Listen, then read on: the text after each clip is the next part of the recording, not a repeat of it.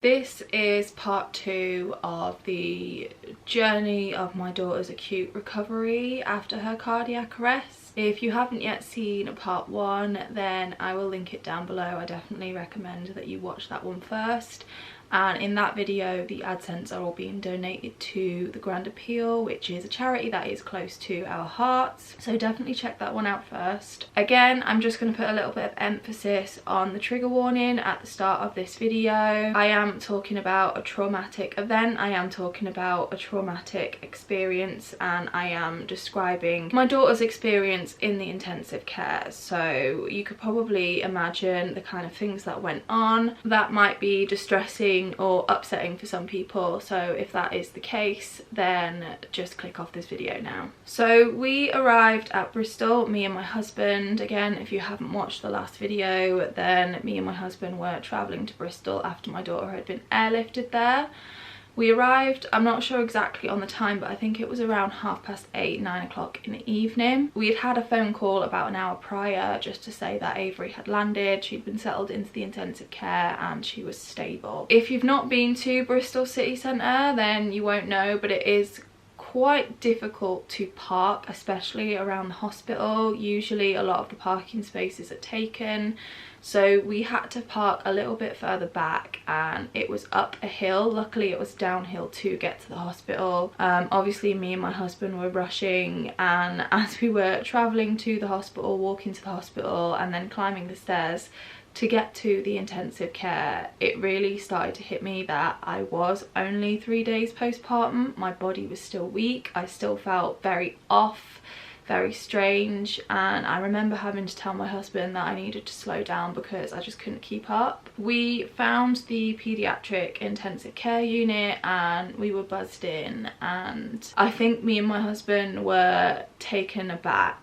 quite a bit because we were expecting to see children in the unit. Obviously it was a paediatric intensive care. We weren't expecting to see so many tiny babies like Avery. We would have thought that babies would usually go to the neonatal intensive care, but obviously Avery wasn't sent to the neonatal because she'd already been discharged home after she was born. There was a lot of babies, there was a lot of strange sounds. It wasn't a nice thing to see, and it was really heartbreaking. We were shown to where Avery's little bay was, and she was put into a different kind of crib that was in our local hospital. It was attached to a really big heater and it was tilted. She looked so much smaller in it. The heater wasn't on at this point. As a matter of fact, her entire kind of crib area was kept really cold. I'm assuming that was to help reduce some of the damage that was going to be caused by the things that were still going on in her brain after her cardiac arrest. She was still sedated and she was still intubated, and she was covered in a lot of wires, and there were a lot of machines, and there was a big tower next to her full of lots of different kind of individual medicine dispensers, I suppose, and there were so many. The nurse introduced herself. In paediatric intensive care, each child has a specific nurse. It's not a kind of like 1 to 2 kind of thing, it is 1 to 1. So that nurse that was on that shift that night was Avery's nurse. She said that the plan through the night was just to try and keep Avery stable. We briefly met with the doctor that was on shift that night, and he wasn't going to be kind of Avery's primary doctor, so he really just introduced himself and gave us a brief overview of where Avery was at and her condition. I remember him saying that everything that had happened was just bad luck, and he told us that he was concerned about what he saw and what he knew about Avery. He said her condition was really serious and he was worried, and he didn't need to say it, but we knew that that meant that she still wasn't out of the woods. There was still a chance that she might not pull through. We went to the hospital that night, obviously not even thinking about where we were going to stay through the night. We were told that we could be with Avery whenever we wanted. There was no limit on how many times we could go and see her in the day. We could see her in the night if we wanted to, but all they did ask is that we did go and get some rest. We weren't there 24/7, because what good would we do to Avery if we were running ourselves into the ground and not sleeping? What they did say is that after that night, Josh and I would no longer be allowed to be with her together. We were still kind of amidst COVID at the time, and only one of us could be with Avery at one time, and that was really hard because neither of us wanted to sacrifice any time with her. We both wanted to be with her all the time, but there were times when I wasn't allowed to be with her.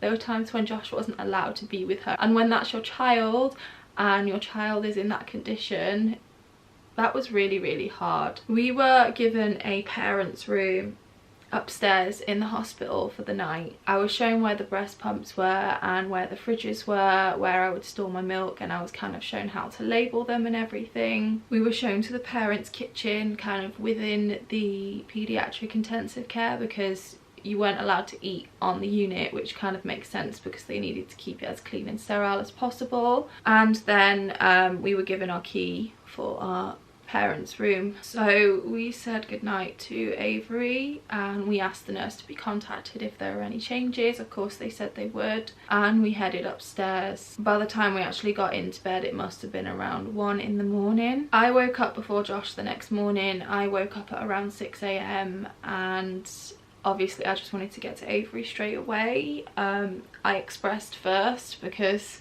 obviously my milk had come in at this point, so it was starting to get painful, and I just wanted to make sure I was expressing milk for Avery. So I expressed and I took it down to the unit and I went to see Avery. The nurse said that her night had been stable. Obviously she was on a lot of different medicines to keep her that way. Josh and I kind of worked out a system in terms of being with Avery.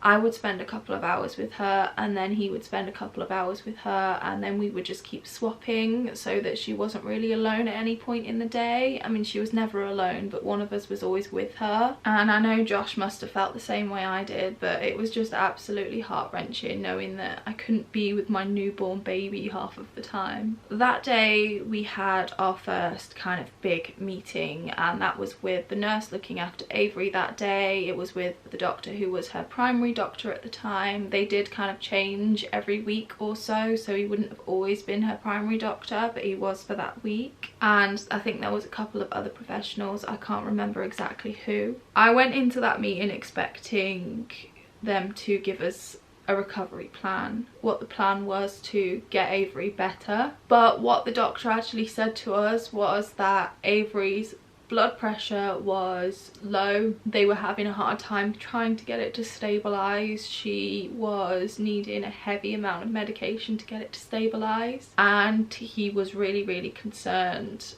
that that would continue. He said that she wouldn't survive if that continued. So I asked him to the point if he thought she was gonna die, and he nodded and he said yes.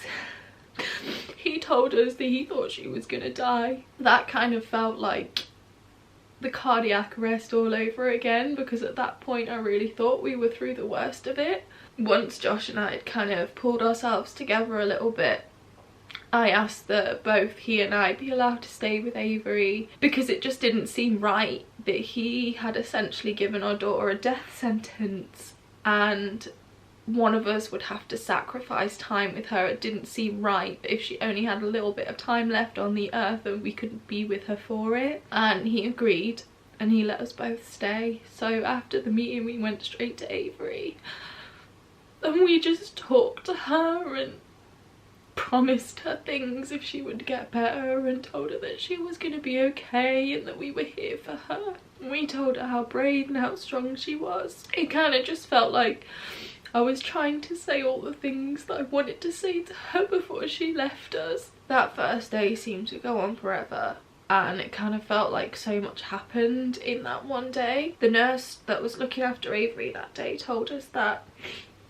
The Grand Appeal had a room for us in their accommodation, literally over the road, like you could see it out of the hospital window. At this point we hadn't really heard much about the Grand Appeal. I mean, obviously they work in partnership with Bristol Children's Hospital, and you know, there's Wallace and Gromit theme all over the hospital, and that is kind of the trademark of the Grand Appeal, but I didn't really know what they did and I never thought I would be at their mercy. But they had a room for us and it was fully funded, so we didn't need to pay anything. So Josh went and picked up the keys when I stayed with Avery, and I don't know what we would have done without the Grand Appeal.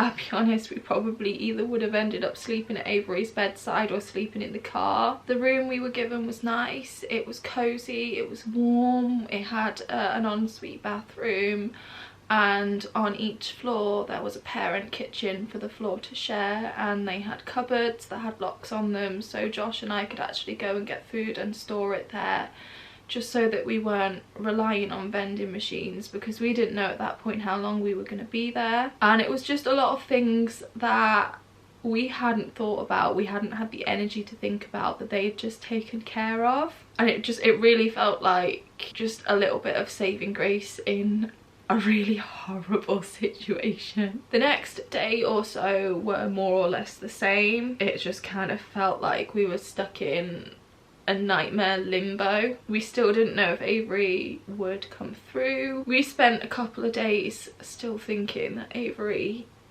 would die. I honestly don't know how we got through those first few days, but I think humans just have a spectacular way of dealing with what they have to deal with when they don't have a choice. The doctors and nurses were struggling to find an artery that they could get to for a central line for Avery, and a central line would be where all of her important medications would go that they wanted her to absorb very, very quickly. They tried in both arms, they tried in both legs, and they couldn't find one. And all of this on its own was horrible, because they were just sticking needles in Avery and it wasn't getting anywhere. But we knew that we just had to let them do what they had to do to save her. The only artery that they ended up being able to get to was in her neck, so she ended up having to have her neck cut slightly for the central line to go in there, and she still has the scar from it to this day. But that is essentially what saved her life, because they were able to get meds into her quickly that they needed to. I put a lot of my effort into expressing while Avery was in hospital, because I felt helpless, I felt hopeless, I felt like I couldn't do anything for her. But I knew that when she did start to get fed, which she didn't for about a week because they were still trying to rule out metabolic issues, I would have the best nutrition for her. And I think that really stopped me from getting very, very ill, because I almost became obsessed with it. I knew I had to eat, otherwise my supply would drop off. I knew I had to rest, I knew I had to try and stay calm, which of course was a lot easier said than done, but I knew I had to somewhat try and take care of myself, otherwise my supply would drop off. And the best thing for Avery in terms of nutrition was always going to be my milk. So I was expressing every 3 hours, day and night. Seeing my body at that time was really, really difficult. Again, I was only a few days postpartum, so my stomach hadn't gone down yet. Everything still pretty much looked like I had just had a baby. I was still bleeding, I was still sore, I was still aching. I still felt that kind of emptiness you feel after you've had a baby, and I felt like that was probably one of the most difficult things at that point, because it just kept reminding me that it was only a few days ago that Avery was still in my tummy and she was safe. And I remember that we spoke to the hospital psychologist for a few minutes in those first few days, and I said that very thing to her. In terms of psychology, Josh and I decided that we needed to put all of our energy into Avery and her getting better, and once we'd kind of gotten through the hard part, then we would start addressing our mental health. 20 months later, we still haven't really addressed or confronted the emotions surrounding the event, but I am working on it. On the second or third day the hospital chaplain came to see Avery, and I welcomed it with our permission. He said the most beautiful prayer for Avery, and there was just something about his words that gave me a little bit of hope. The next day they started to reduce Avery's blood pressure medications, and Avery's blood pressure started to stabilise on its own. Josh and I were told that we needed to go back to only one of us being with her at one time, and as sad as that was, in a way it kind of felt reassuring, because it felt as though the immediate danger was over and she was going to pull through. I've always liked to think that the chaplain's prayer had something to do with that. I know that a lot of people don't believe in it, but he came back a couple more times, and every time he said a prayer for her, either the same day or the next day, something positive would happen. It just felt like Avery was being watched over, which was a really nice thought. Once Avery's blood pressure had stabilised, it was time for them to start running tests, and oh my goodness, she had so many tests. She had a lumbar puncture to make sure there was no infection. She had a heart ultrasound and heart tests, ECGs, to make sure there was nothing wrong with her heart. She had checks on her eyes. She had an MRI, of course, just to see how her brain was doing. She had a CAT scan. She had genetic testing. Josh and I had to have blood taken to kind of go alongside that genetic testing. She had metabolic testing. She had so many blood tests. A lot of tests were done in a short amount of time, and one by one each of those tests came back, and it was deemed that it wasn't the cause of her cardiac arrest. And the more and more that happened, the more and more my mind started to convince myself that this could have been my fault. The guilt just... I talked to Josh about this on more than one occasion, but every time he would just tell me that he didn't want me blaming myself, and that I was probably the reason Avery stayed alive because of my body heat. Again, I definitely suggest you watch the last video to get a kind of context on what I'm talking about here. After a couple of days we met with the lead neurologist. She had had a chance to look over Avery's MRI scans. She said that Avery's hypoxic brain damage was severe, and the majority of the damage was in her cerebellum and in her hippocampus. So it was very, very likely that Avery would have cerebral palsy. They told us that they couldn't predict the outcome of Avery's quality of life, but she would most probably have disabilities of some sort. Obviously cerebral palsy is a huge spectrum. It can go from being completely machine reliant to functioning really well, and obviously we were just terrified of the former. Avery went into hospital the Tuesday before Mother's Day that year, so she was in intensive care, still sedated, on Mother's Day. I went to see her on the morning of Mother's Day, and the nurse that was on shift that night had made me a Mother's Day card with Avery's footprints on it and with a few other little bits, and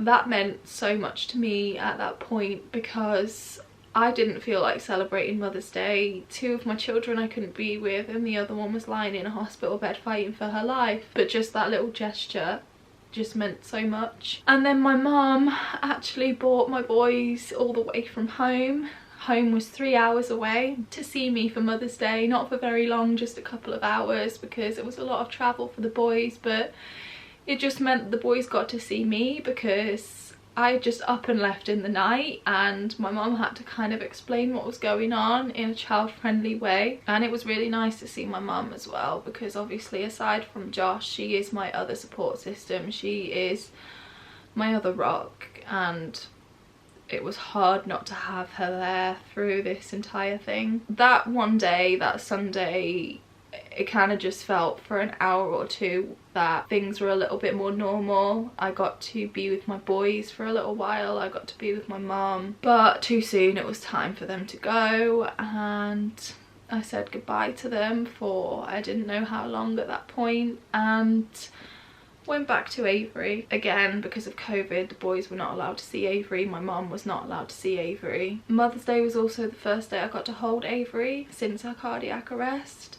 That was a nice but terrifying experience. Obviously she was covered in wires, there was a tube in her mouth, but it was really, really nice just to have her in my arms. I'm not sure how many days had passed, but it was decided that Avery's sedation would be reduced and they would try to start waking her up. So they started to lower her sedatives, and we noticed that she started to move, and mine and Josh's immediate reaction was excitement. We got excited because she was moving, and we took videos so that we could show our family that she was waking up. When we showed the doctors the videos, they didn't seem so excited, and they immediately ordered her an EEG, and it turns out that those movements were actually seizures, and the EEG showed that they were back-to-back seizures, and they said that from her EEG the baseline of her brain activity was low. They said it was pretty much flat, so there was no brain activity other than these back-to-back seizures. She was then hooked up to a CFAM machine, which is basically like a basic version of an EEG, but it's on her all the time. So she had these little tabs on her head. So the seizures were the next hurdle, because unless we could control the seizures, then that would have been no way for Avery to live, to be constantly seizing 24/7. It felt like every time we had a bit of good news and it felt like there was a light at the end of the tunnel would just close off and there would be something else that we had to address. Her neurologist was good. She was really good. Straight away she had a plan of a little concoction of medications that she wanted to try and control the seizures, and they were levetiracetam and phenobarbital. So she was put on those straight away, and over a little bit of time it started to work. Her seizures started to settle. So Avery settled down and it kind of looked as though she was sleeping again, until one day I was sat next to her and she started to cough, and I noticed that each time she coughed her little eyes opened, and that was the first glimpse that I'd had of her little brown eyes since she went into her cardiac arrest. So that was really, really exciting, and the bonus is I actually caught it on camera too, so I could show Josh.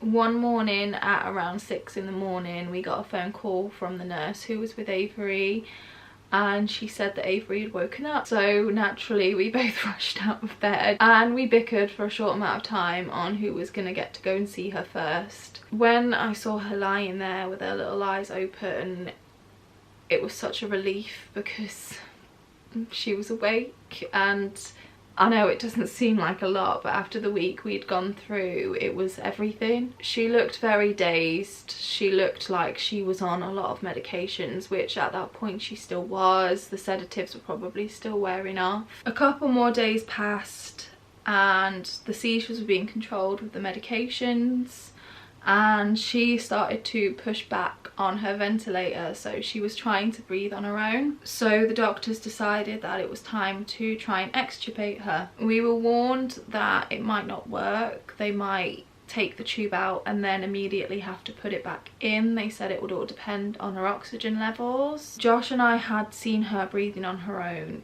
in our local hospital before she was transferred to Bristol. That gave us a lot of hope that she would be able to breathe on her own, but obviously the damage to her brain would have continued, especially with the seizures, as time went on, so we really didn't know. I decided to stay with her while she was being extubated. I was advised to leave because it might have been hard to watch, but I just wanted to be there for her. So they did the procedure. It was really, really fast and she was breathing on her own. I think they placed a little oxygen mask near her head just in case she needed a little bit of a boost, but she was doing really, really well. She was fighting and she was strong and she was breathing on her own. It was just another little milestone that she'd accomplished. After 10 days in paediatric intensive care, it was decided that Avery would be discharged to a high dependency unit, because now that she wasn't on the ventilator and she wasn't needing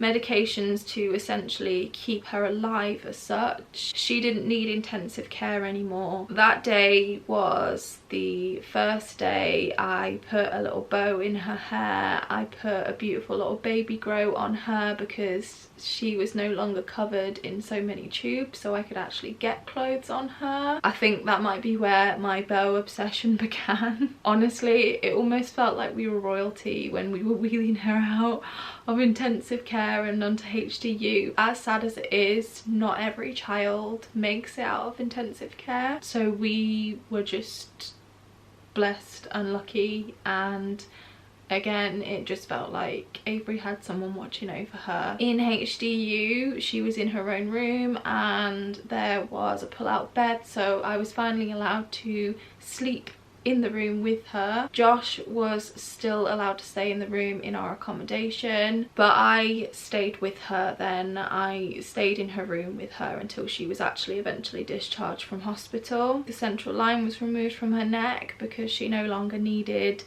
kind of medications at such a fast rate. They knew what medications that she was on and what she needed to kind of keep her at the level that she was at, which was essentially the seizure medications. I think she was still on hydrocortisone and a couple of other meds to help keep her levels stable. She was only actually in the high dependency unit for 24 hours and after that she was discharged to the neurology ward. Again, that was another milestone because it was deemed that Avery didn't need such a high level of care. In the neurology ward she was placed in a bay with 4 other children, and I learned so much from those families. It just goes to show that everyone was there on different walks of life. Their children had different conditions, there were different reasons that placed them in the neurology ward, and each story was just as traumatic, just as sad, but all different. Slowly Avery's levels all started to stabilize on her own. She no longer needed hydrocortisone because her cortisone levels had stabilized and they were fine. They were still doing daily kind of heel prick and blood tests just to keep an eye on everything, and she eventually found her lungs as her sedatives fully wore off, and oh my goodness, could she cry.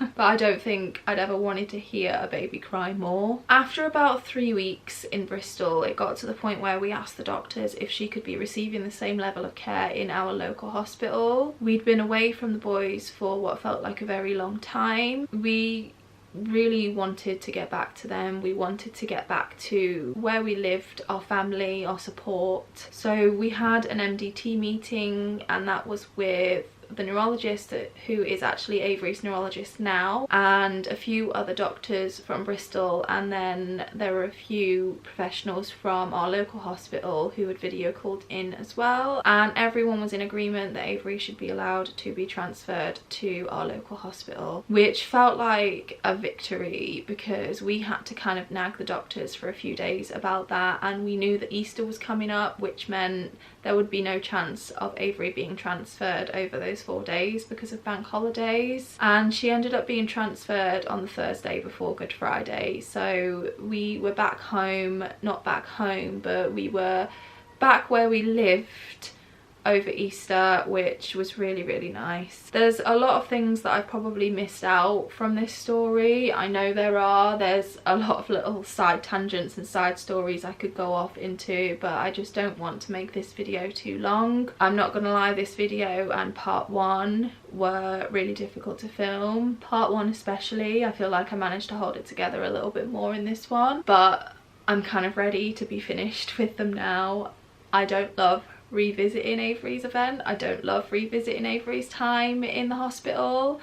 Avery actually went back to Bristol for her gastrostomy surgery this year, and it was really difficult to be back there, but it brought back a lot of hard memories. And like I said, I haven't really seen any professionals about my mental health yet. It is something I'm working on. It's definitely a goal for 2023, but I don't really know how to cope with the emotions surrounding the event and Avery's hospital stay just yet. But over this video and the video before, it kind of gives a lot of context fixed in terms of what my channel is all about and Avery's journey, and I'm glad I've done it because it is a huge part of Avery's journey. I thought it was only fitting to have Avery with me to close off this video because she is living proof that miracles do happen. Yes, she does have cerebral palsy, she does have severe complex medical needs, and she is disabled.